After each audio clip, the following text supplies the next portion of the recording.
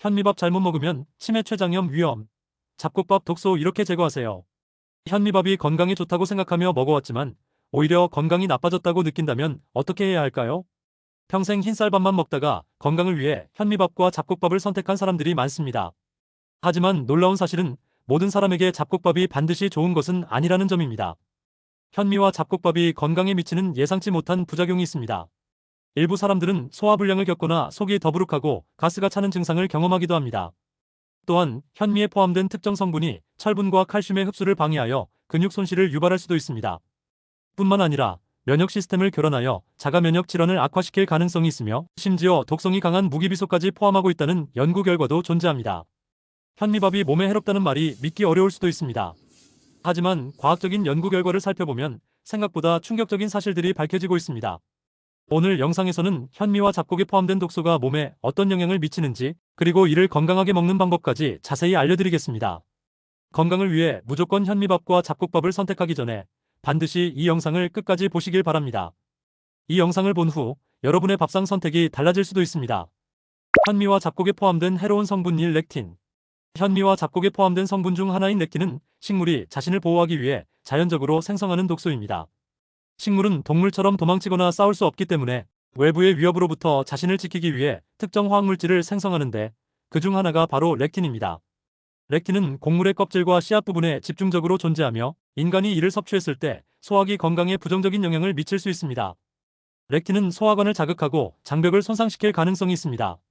렉틴이 위장 내벽과 결합하면 장벽이 약해지고 소화되지 않은 단백질이나 독소가 혈류로 직접 침투하는 장누수 증후군을 유발할 수 있습니다. 이로 인해 면역 체계가 과도하게 반응하면서 만성 염증이 발생할 수 있으며 장내 미생물 균형이 깨지면서 소화불량, 복부, 팽만감, 가스 증가 등의 증상이 나타날 가능성이 높아집니다. 또한 렉틴은 영양소의 흡수를 방해할 수 있습니다. 철분, 칼슘, 아연과 같은 필수 미네랄과 단백질의 흡수를 저해하기 때문에 장기간 섭취하면 영양 불균형이 발생할 위험이 있습니다. 철분 흡수가 방해되면 빈혈 증상이 나타날 수 있으며 칼슘과 아연의 흡수가 저하되면 뼈 건강이 약화되거나 면역력이 떨어질 가능성이 커집니다. 특히 성장기 어린이나 노년층은 이러한 필수 영양소가 더욱 필요하기 때문에 렉틴이 포함된 곡물을 과도하게 섭취할 경우 건강에 부정적인 영향을 받을 수 있습니다. 렉틴의 가장 심각한 문제 중 하나는 자가 면역 반응을 유발할 가능성이 있다는 점입니다. 렉틴이 장벽을 손상시키면서 면역 체계가 과민하게 반응하게 되는데 이는 류마티스 관절염, 아토피 피부염, 궤양성 대장염과 같은 자가 면역 질환의 발생과 악화에 영향을 줄 수 있습니다. 면역 체계가 정상 세포를 적으로 인식하고 공격하는 과정에서 다양한 염증 질환이 발생할 수 있으며 이는 장기간 지속될 경우 만성적인 건강 문제로 이어질 수도 있습니다. 이처럼 렉틴은 소화기 건강뿐만 아니라 영양 흡수와 면역 체계에도 영향을 미칠 수 있기 때문에 이를 과다 섭취하는 것은 주의해야 합니다. 특히 위장 건강이 약하거나 자가 면역 질환을 앓고 있는 경우 렉틴 함량이 높은 곡물을 장기간 섭취하는 것은 신중해야 합니다. 렉틴의 부작용을 줄이기 위해서는 곡물을 충분히 불리고 삶아서 조리하는 것이 중요하며 자신의 건강 상태에 맞는 식단을 선택하는 것이 필요합니다. 현미와 잡곡에 포함된 해로운 성분 2. 밀배아 응집소. 밀배아 응집소는 밀의 배아 부분에 존재하는 단백질 성분으로 건강에 다양한 영향을 미칠 수 있는 성분 중 하나입니다. 일반적으로 밀을 섭취할 때 함께 들어오는 성분이며 글루텐과 비슷한 성질을 가지고 있지만 글루텐보다 입자가 더 작아 장내벽을 더욱 쉽게 통과할 수 있습니다. 밀배아 응집소는 장 건강에 부정적인 영향을 미칠 가능성이 있습니다. 일반적으로 소화기관은 유해 물질이 체내로 흡수되지 않도록 보호하는 역할을 합니다. 그러나 밀배아 응집소는 장벽을 통과하면서 장 점막을 손상시킬 수 있으며 장벽을 약하게 만들어 소화되지 않은 단백질이나 독소가 혈류로 유입되는 장누수 증후군을 유발할 가능성이 있습니다. 이러한 상태가 지속되면 장내 염증이 증가하고 소화불량, 복부, 팽만감, 설사 등의 증상이 나타날 수 있습니다. 뿐만 아니라 밀배아 응집소는 면역 체계를 과민하게 반응하도록 만들 수 있습니다. 장벽이 손상되면서 면역 시스템이 정상적으로 작동하지 못하고 체내에서 염증 반응이 증가하게 됩니다. 이로 인해 류마티스 관절염, 궤양성 대장염, 건선, 아토피 피부염 등 자가 면역 질환을 악화시킬 수 있는 가능성이 제기되고 있습니다. 면역 체계가 본래 보호해야 할 신체 조직을 공격하게 되면서 염증이 만성화될 수 있으며 이는 다양한 질환의 원인이 될 수도 있습니다. 일부 연구에서는 밀배아 응집소가 신경계에 부정적인 영향을 미칠 가능성이 있다고 보고하고 있습니다. 특정 연구에서는 이 성분이 뇌신경 전달 과정에 영향을 미쳐 인지 기능 저하나 신경계 염증을 유발할 가능성이 있다는 점을 지적하고 있습니다. 특히 신경계가 민감한 사람이나 신경계 질환이 있는 경우 밀배아 응집소가 이러한 증상을 악화시킬 수 있다는 점을 고려해야 합니다. 밀배아 응집소의 영향을 최소화하기 위해서는 밀가루 섭취를 줄이거나 발효 과정을 거친 식품을 선택하는 것이 도움이 될 수 있습니다. 전통적인 방식으로 발효된 빵이나 숙성된 곡물 제품은 밀배와 응집소의 함량이 낮아지며 체내 흡수 과정에서 부담이 줄어들 수 있습니다. 또한 밀을 장기간 섭취했을 때 위장 문제나 염증 반응이 나타난다면 밀을 포함한 식단을 조절하고 본인의 몸에 맞는 식품을 선택하는 것이 바람직합니다. 결론적으로 밀배와 응집소는 장 건강을 해칠 가능성이 있으며 면역 체계와 신경계에도 영향을 미칠 수 있는 성분이므로 체질에 따라 적절한 시기 조절이 필요합니다. 특히 소화기 질환이나 자가 면역 질환을 앓고 있는 경우 밀을 포함한 식단을 신중하게 고려하는 것이 건강을 유지하는 데 도움이 될 수 있습니다. 현미와 잡곡에 포함된 해로운 성분 3피틴산. 피틴산은 곡물, 콩류, 견과류 등에 함유된 항영양소로 신체의 중요한 미네랄의 흡수를 방해할 수 있는 성분입니다. 현미, 통곡물, 렌틸콩, 견과류 등의 건강식품에 많이 포함되어 있으며 건강에 유익한 성분도 함께 함유하고 있지만 과다 섭취할 경우 일부 영양소의 체내 흡수를 저해할 수 있다는 점이 문제로 지적되고 있습니다. 피틴산은 특히 철분, 칼슘, 아연, 마그네슘 등과 결합하여 체내 흡수를 방해하는 특성을 가지고 있습니다. 우리 몸은 음식을 통해 섭취한 미네랄을 흡수하여 뼈 건강을 유지하고 혈액을 생성하며 면역 기능을 강화해야 합니다. 그러나 피틴산은 이러한 미네랄과 결합하여 불용성 복합체를 형성하기 때문에 몸이 이를 효과적으로 이용하지 못하게 만듭니다. 즉, 철분이 풍부한 음식을 섭취하더라도 피틴산이 많은 음식을 함께 먹으면 철분 흡수가 저해될 수 있습니다. 이로 인해 장기적으로 피틴산이 많은 식단을 유지할 경우 철분 결핍이 발생할 가능성이 높아집니다. 철분이 부족하면 빈혈 증상이 나타날 수 있으며 어지러움, 피로감, 면역력 저하 등의 문제가 발생할 수 있습니다. 특히 철분 요구량이 높은 임산부, 성장기, 어린이, 노년층은 피틴산이 과도하게 포함된 식단을 조심할 필요가 있습니다. 또한 피틴산은 단백질 흡수를 방해할 가능성이 있어 장기간 섭취 시 근육 손실 위험이 증가할 수도 있습니다. 단백질은 근육을 유지하고 세포 재생을 돕는 필수 영양소인데 피틴산이 단백질과 결합하면 소화 흡수가 어려워지고 근육량 감소로 이어질 수 있습니다. 특히 노년층이나 운동을 많이 하는 분들은 근육 손실을 막기 위해 피틴산 섭취를 조절하는 것이 필요합니다. 현미와 통곡물에는 피틴산이 상당히 높은 비율로 포함되어 있습니다. 현미 100g에는 최대 8.7%의 피틴산이 포함될 수 있으며 이는 흰쌀보다 최대 80배 많은 수치입니다. 흰쌀은 도정 과정을 거치면서 피틴산 함량이 크게 줄어들지만 현미는 껍질과 배아가 그대로 남아있어 피틴산이 높은 상태로 유지됩니다. 따라서 무조건 현미밥이 건강에 더 좋다고 생각하는 것은 올바른 접근이 아닐 수 있습니다. 피틴산의 부작용을 줄이기 위해서는 조리 과정에서 적절한 방법을 활용하는 것이 중요합니다. 현미나 잡곡을 물에 충분히 불린 후 조리하면 피틴산 함량이 감소할 수 있습니다.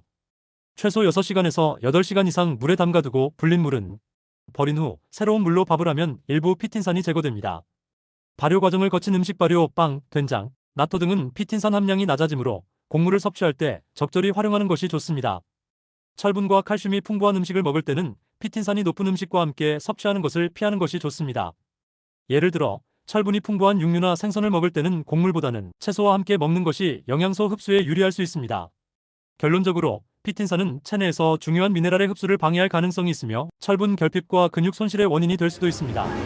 현미, 잡곡, 콩류 등을 섭취할 때는 불리기, 발효하기 등의 방법을 활용하여 피틴산을 줄이고 균형 잡힌 식단을 유지하는 것이 중요합니다. 모든 음식이 무조건 건강에 좋은 것은 아니므로 개인의 건강 상태에 맞는 식단을 선택하는 것이 바람직합니다. 현미와 잡곡에 포함된 해로운 성분 사무기비소. 무기비소는 자연적으로 존재하는 독성 물질로 일부 식품에 포함될 수 있으며 특히 현미와 같은 벽과 식물에서 높은 함량으로 검출될 가능성이 있습니다. 이는 벼가 논에서 자라면서 주변 토양과 물속에 존재하는 비소를 흡수하기 때문입니다. 일반적으로 벼가 흡수하는 비소는 독성이 강한 무기비소로 이는 신체에 다양한 부정적인 영향을 미칠 수 있는 물질입니다. 세계보건기구 WHO에 따르면 무기비소를 장기간 섭취할 경우 혈관 건강을 해칠 가능성이 높으며 심장병, 당뇨병, 뇌 기능 저하, 그리고 암 발생 위험을 증가시킬 수 있습니다. 무기비소는 신체에 축적되면서 혈관을 손상시키고 혈류를 방해하여 혈압 상승과 혈관 협착을 유발할 수 있습니다. 이러한 이유로 장기간 무기비소를 섭취하면 심혈관 질환의 발병 위험이 높아질 수 있으며 고혈압과 동맥 경화 등의 질환으로 이어질 가능성이 있습니다. 또한 무기비소는 신진대사 과정에도 영향을 미칠 수 있어 당뇨병과의 관련성이 보고되고 있습니다. 연구에 따르면 비소는 인슐린 저항성을 증가시켜 혈당 조절을 방해할 수 있으며 이는 제2형 당뇨병의 발병 위험을 높이는 요인이 될 수 있습니다. 뿐만 아니라 비소는 신경계에도 영향을 미칠 수 있어 뇌 기능 저하와 신경 손상을 초래할 가능성이 있으며 이는 장기적으로 치매나 인지 기능 저하와 같은 신경계 질환을 유발할 수도 있습니다. 특히 어린이의 경우 무기비소 섭취가 더욱 위험할 수 있습니다. 성장기에는 신경 발달과 뇌 기능이 활발하게 이루어지는데 이 과정에서 무기비소가 신경세포에 영향을 미치면 집중력 저하, 학습 능력 저하, 발달 지연 등의 문제가 발생할 수 있습니다. 일부 연구에서는 무기비소에 장기간 노출된 어린이가 성인이 되었을 때 인지 능력 저하와 사회적 적응 능력 감소를 경험할 가능성이 높다고 보고한 바 있습니다. 현미가 무기비소를 많이 포함하는 이유는 벼가 물속에서 자라는 식물이기 때문입니다. 논에서 자라는 벼는 토양 속 비소를 그대로 흡수하여 저장하는 경향이 있으며 이러한 성질로 인해 현미는 다른 곡물보다 높은 무기비소 함량을 나타낼 수 있습니다. 보리, 귀리, 밀과 같은 밭작물에서는 상대적으로 무기비소 함량이 낮게 측정되는데 이는 이러한 곡물들이 건조한 환경에서 재배되기 때문입니다. 그렇다면 현미에 포함된 무기비소를 줄이는 방법은 없을까요? 다행히도 몇 가지 방법을 통해 비소 함량을 낮출 수 있습니다. 현미를 최소 6시간에서 8시간 이상 물에 불린 후 조리하는 것이 좋습니다. 불린 물은 반드시 버리고 깨끗한 물로 다시 씻은 후 밥을 지으면 비소 함량을 줄이는 데 도움이 됩니다. 밥을 지을 때 충분한 물을 사용하고 물을 한두 번 교체하면서 조리하면 무기비소의 일부를 제거할 수 있습니다. 현미 대신 흰쌀과 보리, 수수, 기장과 같은 잡곡을 섞어 먹으면 무기비소 섭취를 줄이는 데 도움이 될 수 있습니다. 현미는 껍질에 무기비소가 집중되어 있기 때문에 도정 과정을 거친 흰쌀은 비소 함량이 상대적으로 낮아질 수 있습니다. 현미의 섭취량을 조절하는 것도 좋은 방법입니다. 무조건 건강을 위해 현미밥을 선택하는 것이 아니라 자신의 건강 상태와 식습관에 맞춰 적절한 양을 섭취하는 것이 중요합니다. 결론적으로 무기비소는 현미와 같은 벼과 식물에서 발견될 가능성이 높은 독성 물질로 장기간 섭취할 경우 혈관 건강, 신경계, 신진대사에 부정적인 영향을 미칠 수 있습니다. 특히 어린이와 노년층은 무기비소에 대한 민감도가 높아 더욱 주의가 필요합니다. 현미를 건강하게 섭취하기 위해서는 적절한 세척 및 조리 방법을 활용하고 다양한 곡물을 함께 섭취하는 것이 보다 안전한 방법이 될 수 있습니다. 통곡물의 독성을 줄이는 방법. 현미와 잡곡에는 건강에 유익한 영양소가 풍부하지만 동시에 렉틴, 피틴산, 무기비소와 같은 항영양소도 포함되어 있어 소화기 건강이나 영양소 흡수에 부정적인 영향을 미칠 수 있습니다. 그러나 올바른 조리법을 활용하면 이러한 독소를 줄이고 보다 건강하게 섭취할 수 있습니다. 먼저 통곡물을 6시간에서 8시간 이상 물에 담가 불리는 것이 좋습니다. 렉틴과 피틴산은 수용성 성분이기 때문에 물에 충분히 불리면 일부가 제거될 수 있습니다. 또한 불리는 과정에서 곡물 표면의 불순물도 함께 제거되므로 장 건강에 더욱 안전한 상태로 섭취할 수 있습니다.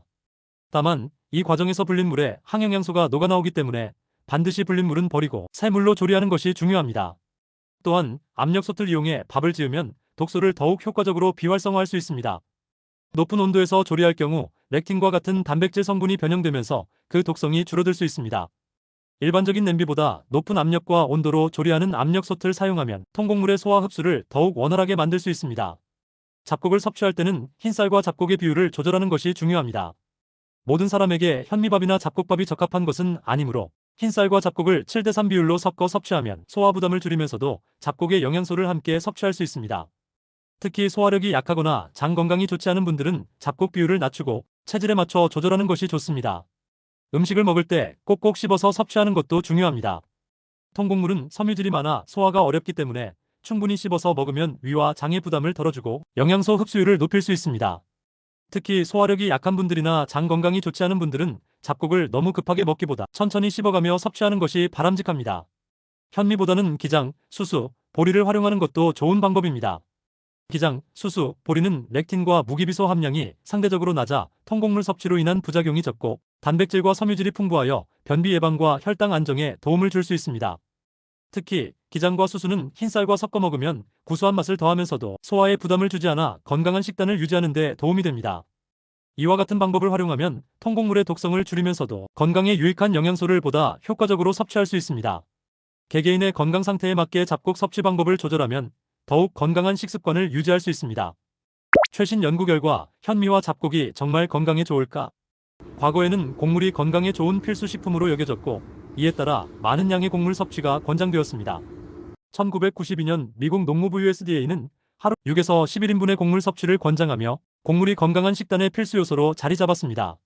그러나 최근의 연구에서는 곡물 섭취량을 무조건 늘리는 것이 반드시 건강에 이롭지 않다는 결과가 나오고 있습니다.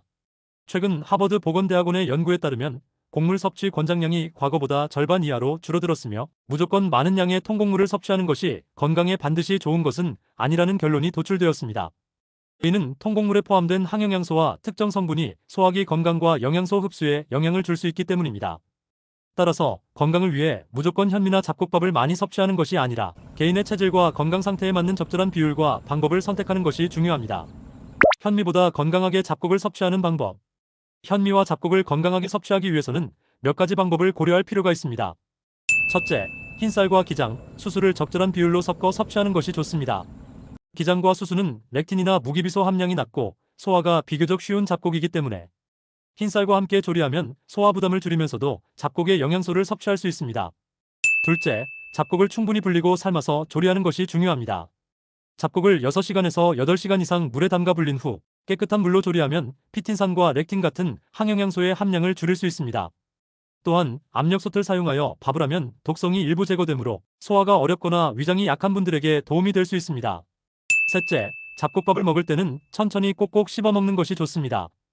통곡물은 섬유질이 많아 소화가 어렵기 때문에 충분히 씹어야 위장에 부담을 주지 않고 영양소 흡수를 높일 수 있습니다. 넷째, 장 건강이 약하거나 소화력이 떨어지는 경우 잡곡 섭취량을 조절하는 것이 필요합니다. 소화기관이 민감한 분들은 현미나 잡곡의 양을 줄이고 흰쌀과 섞어 조리하는 것이 더욱 적절한 선택이 될 수 있습니다. 이런 경우라면 현미 잡곡 섭취를 피하는 것이 좋습니다. 현미나 잡곡이 모든 사람에게 적합한 것은 아니며 다음과 같은 경우에는 주의가 필요합니다. 위염, 위궤양, 과민성 대장 증후군, 소화불량이 있는 경우 섬유질이 많아 위장에 부담을 줄 수 있으며 장 점막을 자극하여 증상을 악화시킬 가능성이 있습니다. 50세 이후로 소화력이 약해지고 철분 칼슘이 부족한 경우 나이가 들수록 소화력이 떨어지고 영양소 흡수율이 낮아지므로 잡곡보다는 소화가 쉬운 식단을 선택하는 것이 좋습니다. 류마티스 관절염, 아토피, 자가면역 질환이 있는 경우 통곡물에 포함된 렉틴과 밀베아 응집소는 자가면역 반응을 유발할 수 있어 염증을 악화시킬 위험이 있습니다. 장기간 철분 결핍 빈혈이나 근육 감소를 경험한 경우 피틴산이 철분과 단백질 흡수를 방해할 수 있어 빈혈이나 근육 손실을 악화시킬 수 있습니다. 이러한 경우 잡곡 섭취를 줄이고 흰쌀과 기장, 수수, 보리 등을 적절히 활용하는 것이 건강 유지에 더욱 도움이 될 수 있습니다. 현미와 잡곡밥이 건강에 유익한 측면도 있지만 무조건 건강한 음식이라고 단정 짓기는 어렵습니다. 개인의 체질과 건강 상태에 따라 적절한 비율과 조리법을 선택하는 것이 중요합니다. 소화가 잘 되지 않거나 특정 질환이 있는 경우 흰쌀과 기장, 수수 등을 활용하는 것이 더 좋은 선택이 될 수 있습니다. 오늘 영상이 도움이 되셨다면 좋아요와 구독 부탁드립니다. 앞으로도 건강한 생활을 위한 유익한 정보를 전해드리겠습니다. 건강하고 행복한 하루 보내세요.